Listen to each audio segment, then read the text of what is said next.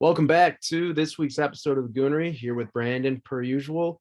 It's going to be a pretty wrestling heavy, if not all wrestling show this week, just because in the wrestling world, there's been a lot of news. And to start things off, obviously the big news this week is Sasha Banks and Naomi walking out of the taping of Monday Night Raw mid-show, being publicly buried by WWE with a press statement, throwing the tag team titles at John Laurinaitis after not agreeing with the booking for the angle.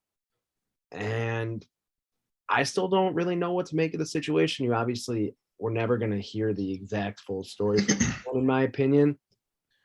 But in my opinion, I think this is a case where I think Sasha Banks and Naomi kind of realize that maybe they don't need the WWE as much as the WWE needs them. And it's almost a sign of the creative direction in WWE, because I guess the big reason they were upset reportedly is that there was nothing set up for the women's tag team division and the women's tag team titles.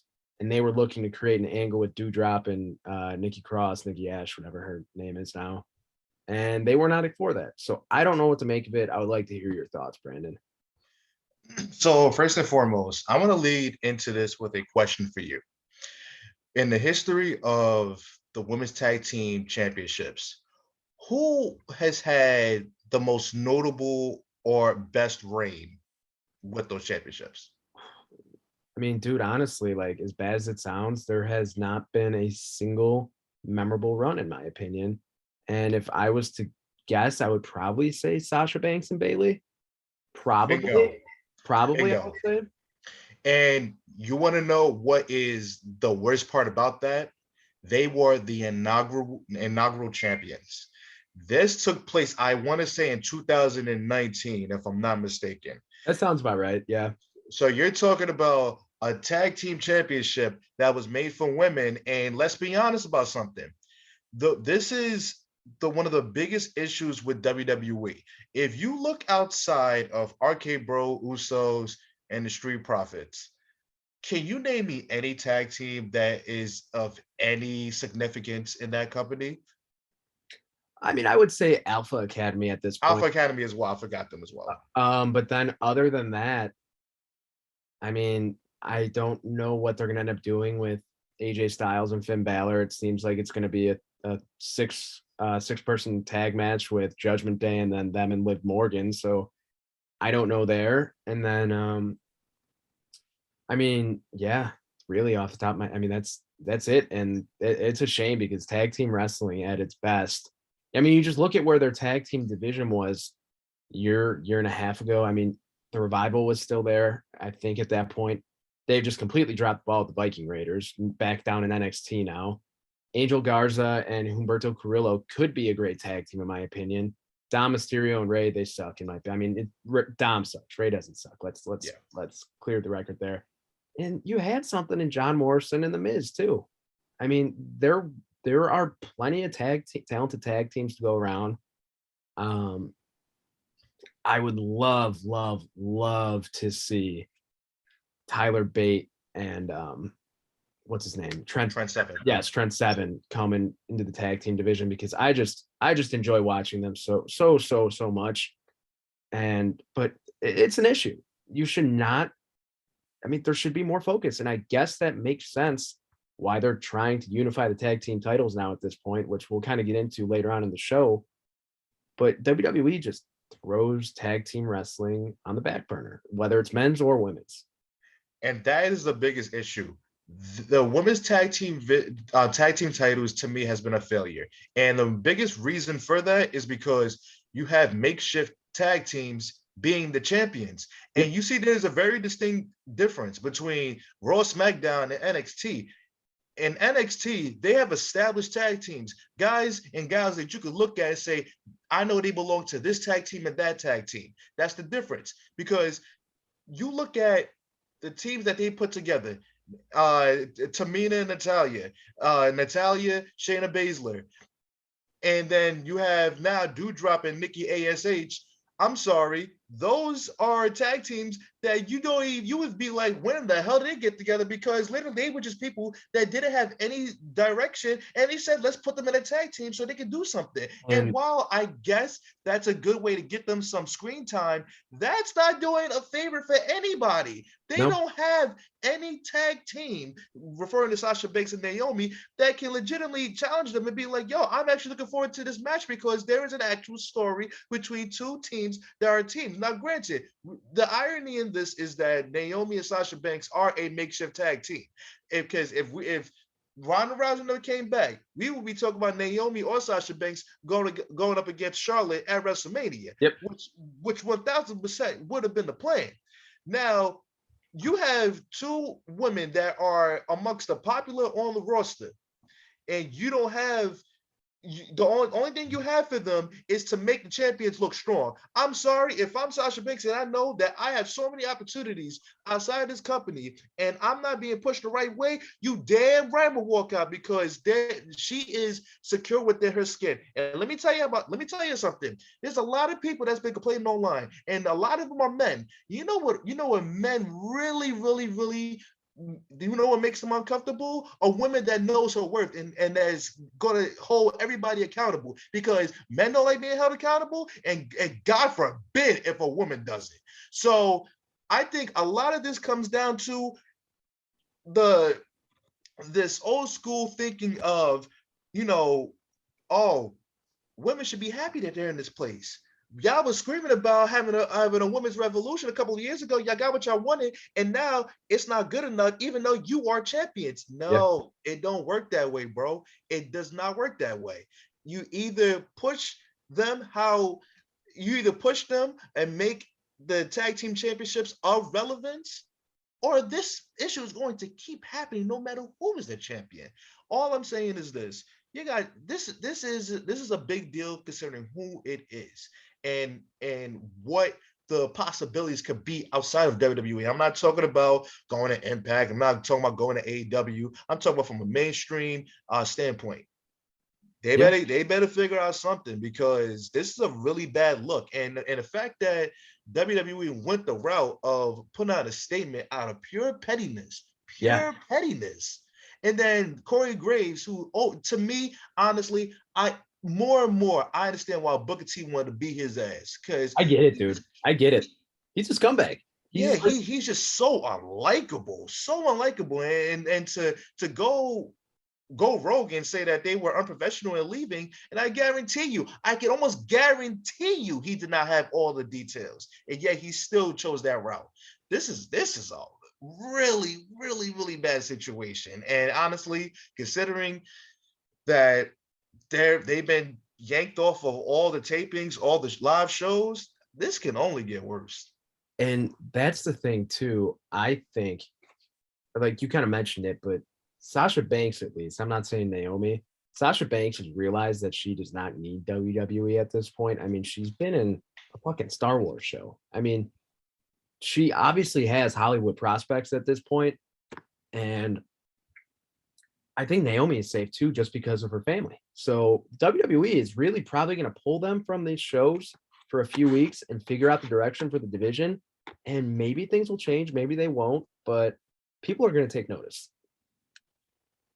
And it's one of those things where NXT has the formula so well done, and tag teams have always been like what's been the real point of NXT that holds everything together.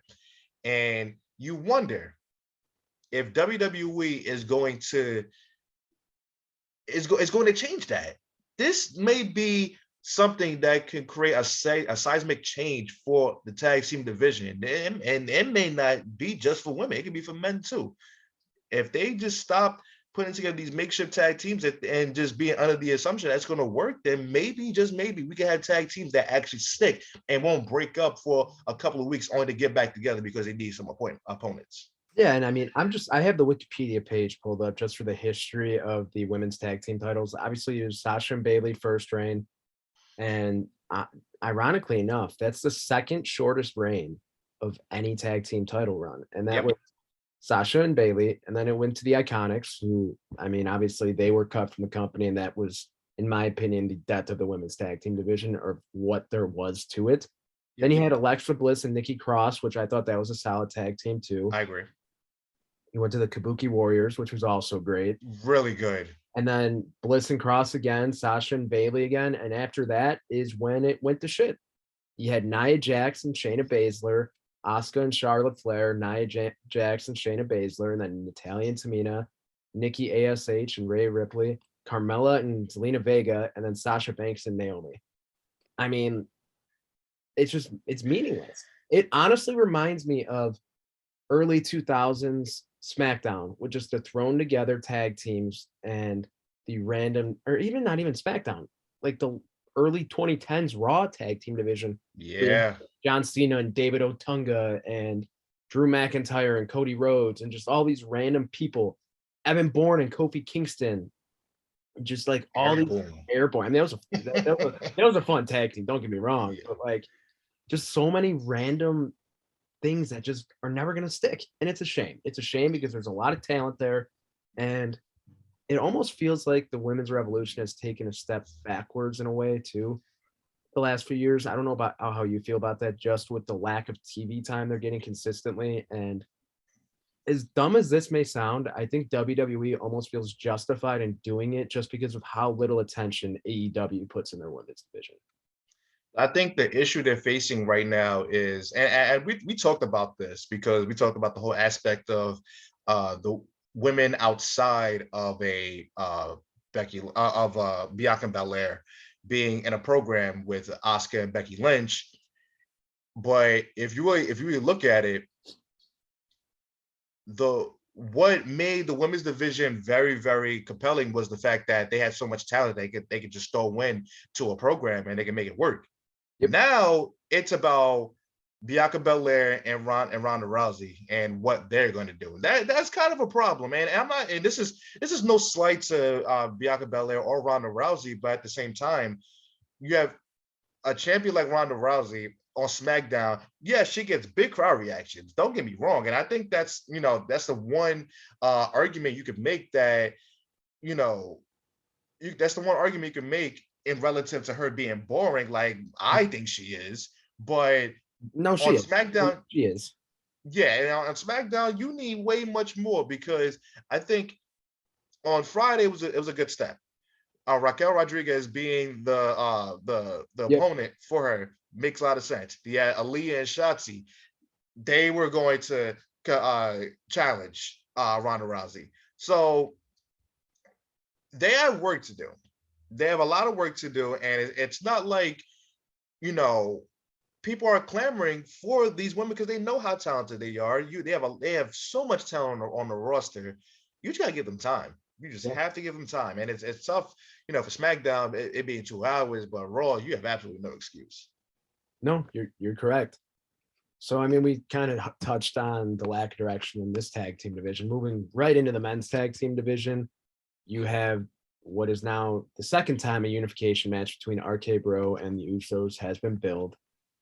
And I don't see it going any other way than Roman Reigns screwing RK Bro and setting up a match with Randy Orton. Or potentially, hear me out here, a triple threat match with Reigns and RK Bro for just the WWE title, getting the title off of Reigns, having one of the two of them pin each other, just to kind of break that up and give them 2 world champs again. But then again, that whole storyline is putting the tag team division on the back burner. And that's a shame because the Usos have been so goddamn good the past year and a half. And I mean, the past 5 years, if we're being completely honest, ever since they kind of had this heel turn and just became themselves. And they're still on the back burner, and it's a shame. I got to be honest with you. I don't know what the hell's going to happen. And I mean, Friday, I see this match ending in a disqualification. Okay, no, that's probably true, honestly. Because I think WWE has a plan to unify the titles, but we have to really think about it. Why would they unify the titles on a random ass SmackDown? Is my biggest question. I know where this is going now. I think I know where you're taking this. Yeah, so probably going to hold up to Hell in a Cell. Probably going to hold it in Hell in a Cell And be the main event. It's Without going to be the main event if they don't do Rollins and Rhodes main eventing, but who knows? But I do think that this will probably lead to either Randy Orton or Riddle being the number one contender, which probably is going to have Reigns being his absolutely pitiful, manipulative self and pinning those two against one another to see who the number one contender is going to be. And then most likely they'll interchange one at Money in the Bank, one at SummerSlam. And if you're gonna go that route, and you should have Riddle, Money in the Bank, or in SummerSlam, I think it'll be a money match. And honestly, because we had Reigns and Orton way back then at SummerSlam. We haven't seen them cross paths very often. I think it would be a very, very, very compelling story and match itself. So maybe that'll be the route they go. But I'm gonna be honest, I will be shocked if they unify the titles this Friday. No, that's honestly probably correct that it will be the main event at Hell in a Cell, if I had to guess, because there's not going to be a world title match on that card at this point in time, at least. And I mean, they changed the poster from Roman Reigns front and center to it being Cody Rhodes. And on the topic of Cody Rhodes, I got to ask Brandon, have you ordered your American Nightmare temporary tattoo for your neck? It has not gotten to me in the mail. I will do that once he turns heel and stop acting like fucking Homelander, and we'll see. I'm open. Listen, I'm gonna be honest. People love Cody Rhodes. I'm still not feeling him. I think his gimmick is just so fucking cheesy. But that does not mean I will close the door. I did, because if I did, I'll be as stupid as closing the door on Roman Reigns when he completely reinvented himself. So maybe there's an opportunity there, but no. I'll be honest too. I know that you're not a Cody Rhodes guy, but I think that this run for him in WWE, it's gone about as good as it could have gone so far. I think, like, objectively, you would probably agree with me on that. Absolutely. And one thing that I will respect about him is that he bet on himself. He left something that he helped created, and he came back a megastar. I mean, he's not the superstar; he's a megastar. Legitimately a megastar. And anybody that's not admitting that, then they're being that guy. But he's a megastar, and it's hard to ignore his aura and how much people really, really do like him. Doesn't mean I have to like him, but it can also mean that I can also give him props for being so liked, because obviously he's doing something well. Yeah, no, obviously. So that kind of leads me into the next topic, and that is, what the hell is WWE going to do with Roman Reigns this summer? We kind of touched on it. He's not going to be appearing on the first pay-per-view of the summer, which is Hell in a Cell in, I think, 3 weeks it is or so, June 5th, I think. And I know that the video came out of Reigns at a live event saying that I'm going to be entering a new phase of my life soon, blah, blah, blah. I don't know if I'll be here again. I think that's just a lot of talk, because I read that his latest contract is a lot more like Brock Lesnar's contract. So I think we're going to be seeing a lot less of Roman Reigns, which is why he's going to lose the WWE title at some point this summer, I think. It'll be in a multi-man match, or it'll be Money in the Bank, or some bullshit triple threat like the Money in the Bank with Rollins. And I genuinely don't know. And I mean, that's a good thing, but it's not predictable at this point. But it inevitably comes down to, in my opinion, I would say 4 guys who are going to take the title off of him. It'll either be Cody Rhodes, Seth Rollins, Kevin Owens, or Randy Orton at this point in time, I think, or 5, Drew McIntyre potentially. I would actually add a 6th. Sleeper is Bobby Lashley, and the way they built him I can up, see that. Yeah, the way they built him up is very interesting to me because he kind of has like this superhero like aura around him now Mhm. with his entrance and stuff like that. But you know, by the way, I'm very interested in seeing that match. I would be locked the hell in. But I think this is the great unknown because I think a lot of questions are going to be answered on Friday and at Hell in the Cell. But most importantly, I think a lot of questions are going to be answered at Money in the Bank because now there's a new stipulation. Whoever wins Money in the Bank is going to get a WrestleMania championship opportunity. How I feel about that, not happy about that, but that's a different discussion for another time. But it's interesting because you would say, okay, Cody Rhodes is hyping up Money in the Bank, so you would think that would be the ideal winner. But the biggest question is this: if you're going to hold off Cody Rhodes and Roman Reigns to WrestleMania, how in the hell are you going to fill the gaps? That's the biggest question, which probably would lead me to think that most likely Cody Rhodes won't win Money in the Bank, I don't and think he they is. Because I think, in my opinion, his first world title win in WWE is not going to be. Well, I guess I don't know now with Money in the Bank if that wasn't like a fumble in the ad where they said that the winner has a main event at WrestleMania now. Because what happens with the Royal Rumble then? Like, you know what I mean? that And means they're gonna split the titles. That's what it means. well, true, yeah, honestly, yeah. But I'm hoping and praying that doesn't happen. But I also don't think that they would make if it is the briefcase where they can cash in at any point. Cody Rhodes' first world title win will be no different than his NWA world title win at the first All In pay per view, but it'll be a more definitive finish, I think. And he doesn't have to pin Roman Reigns. I think it'll be in a multi man match, but I don't think they'll give him that fluky Money in the Bank win if the contract is what it is, or like that we've known. I agree, but the only thing that I would say is good about it is I think what's been missing from lead up to WrestleMania is that match that people are expecting, that Elimination Chamber match or that tournament that people are looking for to see who's going to be the number one contender for whichever championship is not going to be a challenge Mhm. for by the Royal Rumble winner. That may add a bit of like it may add something to it. But the big thing is this: if that is the case, who do you give it to that you have to build up for the next how many months so they can be relevant for that WrestleMania match? That's gonna be the real like big thing they have to do. And also, they can't. And I've been a proponent of this for Money in the Bank matches for the longest of times. You can't have a guy that you're just trying to build up win that championship, win that briefcase. Can't No, do it. no. And I'll be honest, there really hasn't, other than Big E, there hasn't been a memorable Money in the Bank winner in God. I mean, honestly, like think about it. It was Big E. Before Big E, it was Otis. Before Otis, it was, I think, Baron Corbin. Or no, Brock, Lesnar. It was Lesnar Brock, when he took out Ricochet or whoever it was. Ali.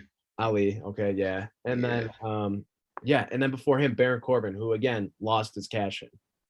And I wish Baron Corbin would have won the title. I'll be honest, man. I thought that was I think Baron Corbin's awesome. I know I would get eviscerated by people if they heard that.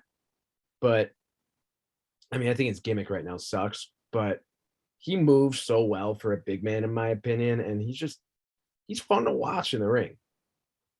But he'll never be a world champion though. He'll never be a world champion because he didn't win it with the Money in the Bank, and that's a shame in my opinion. I got to be honest with you. If we're going to talk about memorable cash-ins, there's two on my mind. You got to go back to SummerSlam of 2014 or 2013. 2013, yeah, 2013 with Randy Orton, or you have to go back to 2012 with Dolph of Ziggler. Ziggler. I mean, the pop from Ziggler. Oh boy. I mean, and the fact Ziggler being Ziggler, obviously selling his ass off, even though Alberto Del Rio was already like fucking dying, and that was great. Like you were on the edge of your seat, and because it was Dolph Ziggler, you were like, "Oh my god, is he actually gonna lose this?" Yeah. talk about a guy who's just underrated for this generation of wrestlers too. And one thing that will always bother me is how his run ended. It was just so sad, and the concussion, and then Del Rio being the guy who won it back. Ugh, I don't even want to get into no Del Rio discourse. I could eviscerate that man all day. I can't stand him. But Like him. but there, I think I don't know, man. Like this. Hear me out. I have a thought. I have a thought for Money in the Bank. This would bring the whole tribal chief story full circle. Main event, Jey Uso winning Money in the Bank and going to WrestleMania and challenging Reigns for the WWE title. You would think that would be the perfect way to end that story, right? You would think. It like almost makes too much sense in a way, but in my opinion, that would end up having to be a triple threat with Jimmy and Jay. And you know what? I'm fine with that. And because if you want to talk about a guy in Jey Uso, that if you want to talk about MVPs of the Thunderdome, not the PC, but the Thunderdome, when he came back, unbelievable. And when he won that Fatal 4-Way to be number one contender, I was like, okay, interesting. Not the contender I was expecting, but sure. Let's see where it goes. He took that damn thing and ran with it.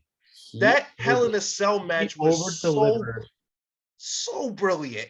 Everything about that, I will forever say his hit Roman Reigns with Brock, really good. Roman Reigns with Edge and Daniel Bryan, or Edge singular, really good. His match with Seth Rollins, amazing. Nothing has topped that Jey Uso storyline. Nope. Nothing. And that's not a bad thing. It's not a bad thing, but my goodness, that first one was a banger. And I wouldn't mind it. It would probably be the best alternate if you're gonna say, okay, he's gonna face The Rock at WrestleMania, but The Rock can't do it. That would be probably the best alternate. Probably the really, really best alternate would either be Cody Rhodes or Seth Rollins. But I wouldn't mind that either. It's interesting that like we have like literally, I've said it already, no idea what SummerSlam is going to look like. In our minds, we think we know what it should look like, but when you think you know a lot of the times, you are so completely wrong. And I genuinely, I don't know, because if I had to guess, we're probably either going to end up getting a buddy cop type of good cop, bad cop tag team with Ezekiel and Kevin Owens, or they're going to have a blow-off feud at SummerSlam and have some type of match there. Because, I mean, the way they're building up Ezekiel at this point, I mean, they're building him up to be a threat, in my opinion, more than they ever did with Elias. Yeah. And I'm not saying he would be someone to challenge Reigns for the title at SummerSlam, but I'm saying Kevin Owens very well could be. Yeah. We know they have the chemistry. Yeah, I even mentioned the Kevin Owens series of matches. That Royal Rumble one was pure just insanity. Yeah. Pure insanity. But you know what? It's interesting because you feel like there's gonna be another layer to the AJ Styles, Finn Balor, Judgment Day stuff. And then what do you do with Seth Rollins and Cody Rhodes? I've said that Edge and Cody Rhodes should get into a program. That should be the move. That would be great. Cody Rhodes versus Judgment Day at this point in time would be great, and I think that's an okay place for Cody Rhodes to lose, because he's at the point now too where I feel like they're building up to where he can't lose. But if you're going 3-on-1 or potentially 4-on-1 into a feud like that, you're at a disadvantage. You can no one would really bat an eye if Cody Rhodes lost to Edge to begin with. If he loses to Damian Priest, yeah, I mean, people would probably bat an eye, but no one's batting an eye if Cody Rhodes loses the program to Edge. Which they got to be careful with, by the way, because if, I feel like Cody's going to reach that point where he's going to be a guy who's only going to lose under screwy circumstances.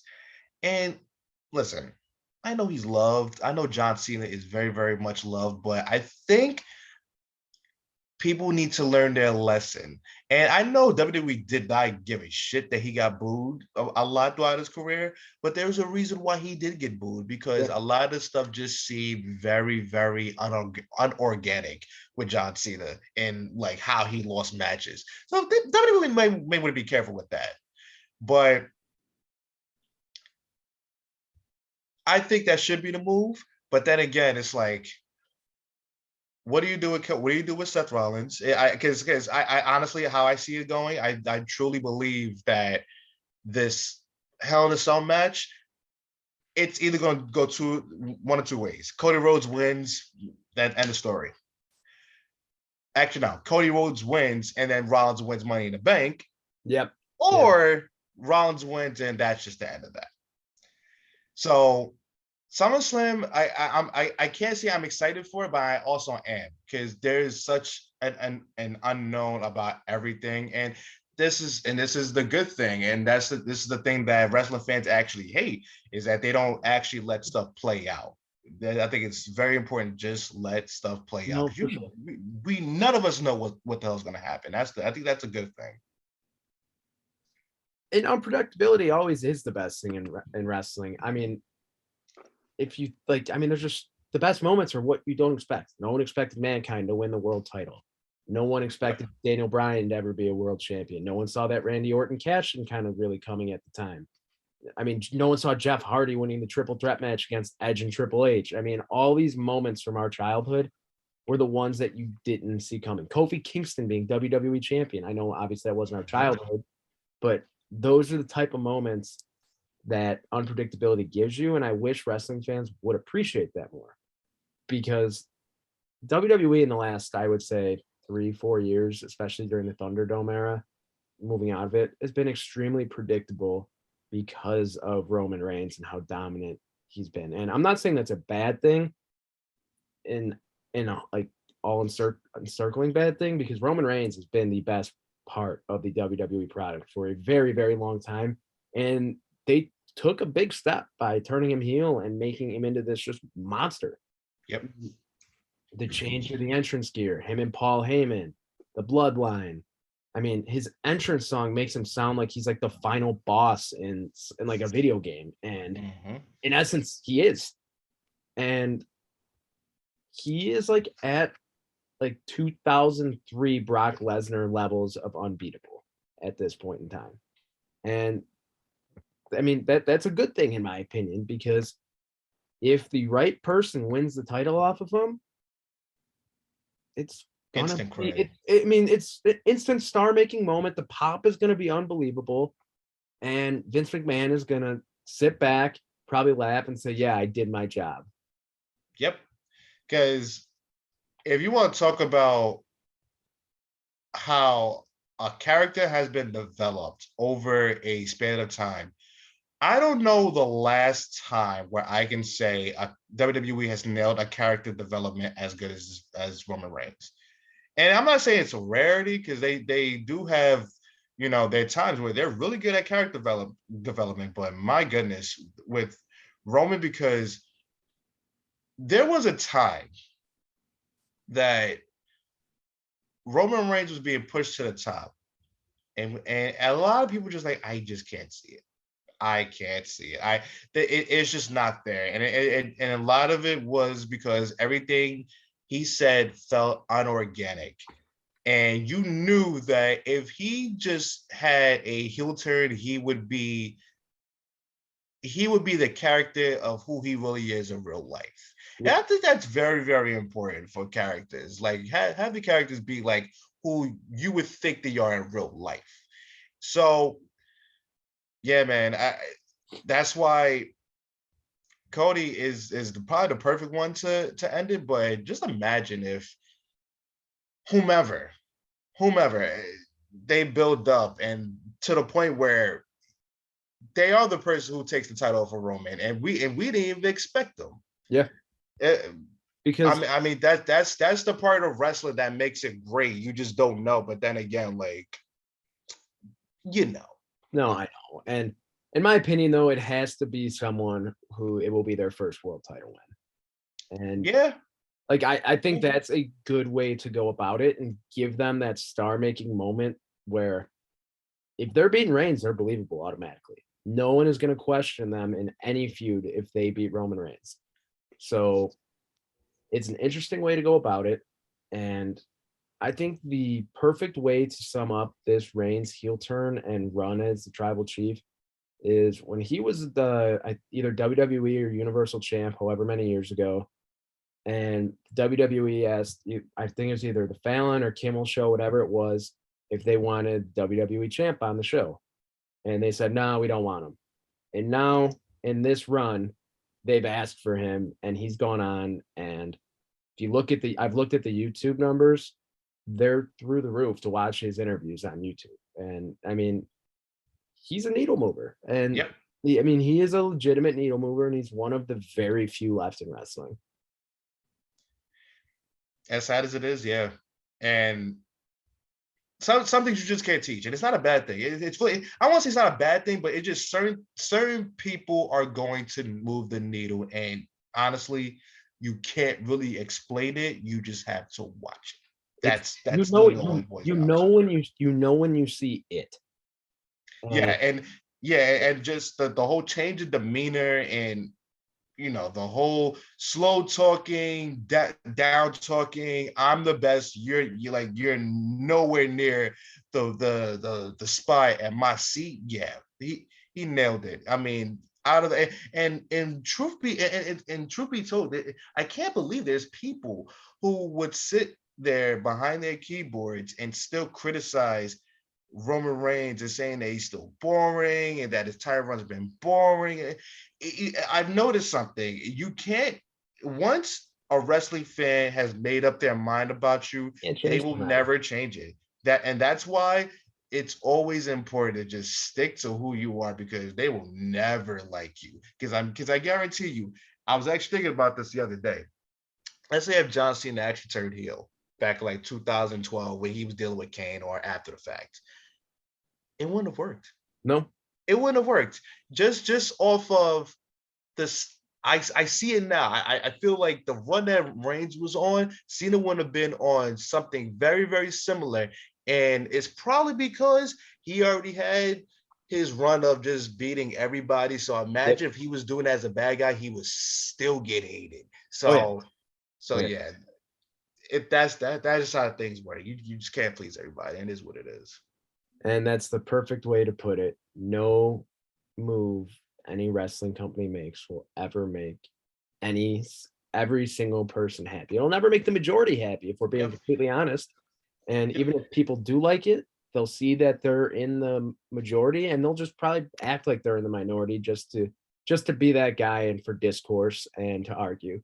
Because that's what being a wrestling fan is. You can never be happy, and you can never agree with people. Yep. So to wrap up the show, I just want to ask, if you had to guess right now who the next WWE champion is, who is it and why?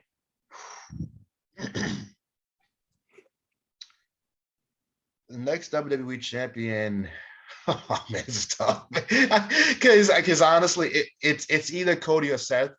And Cody, I think if anything would happen at SummerSlam, I think the match between the two is really going to be telling. I think Money in the Bank is going to be telling. I'm with you. I don't think Cody Rhodes is going to win Money in the Bank. I think that'll be reserved for Seth. And we're going to see that big blow off pay-per-view match with Cody Rhodes and Roman Reigns, and I think it's going to be I think that's the move they're going to go. Yeah. No, I mean, I'm on the same wavelength, but for the sake of arguments, I'm gonna go with Riddle. I think it's gonna be Riddle, and I'm just like thinking, just trying to tie it back to that knee to the face on SmackDown. What was that, 2 weeks ago from Riddle? The whole story with the bloodline with the Usos. I see, in my opinion, I think at SummerSlam it's gonna be a triple threat with Reigns, Riddle, and Orton. And I think that Matt Riddle is going to win the WWE Championship by hitting Randy Orton with an RKO.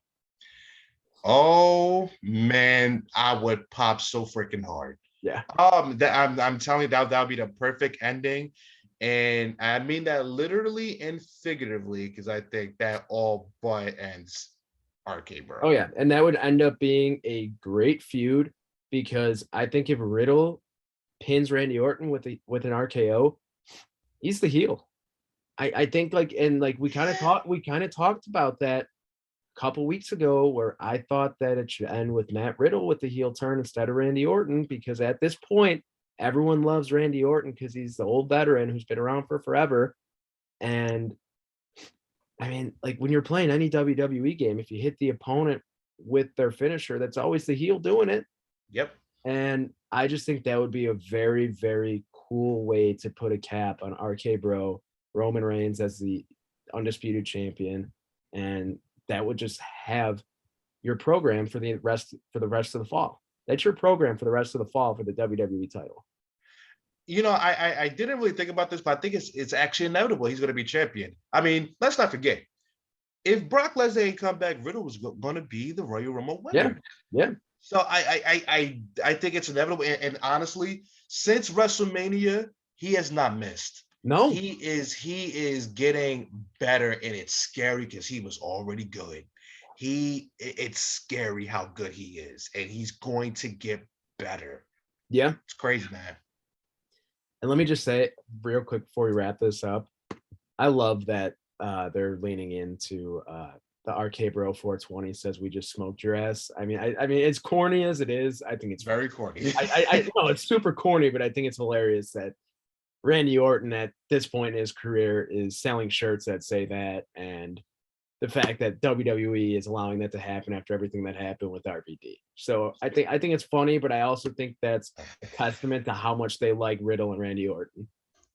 But it's also sad too, because I often think, man, where was that gonna go with RVD? 2 championships being finally the top guy in the company. Because if you ask me, Rob Van Dam should have been the champion in 2002.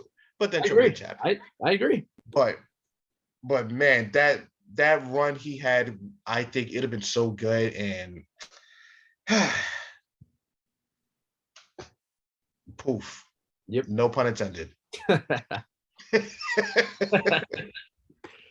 Oh God. So with that being said, hopefully next episode we'll have some clarity on SmackDown, Raw tag team title situation, the Roman Reigns situation. But if you made it this far, we just want to say thank you for listening to the show, watching the show, however you watched, took in the content. Don't forget to like, share, and subscribe. And we'll see you guys next week.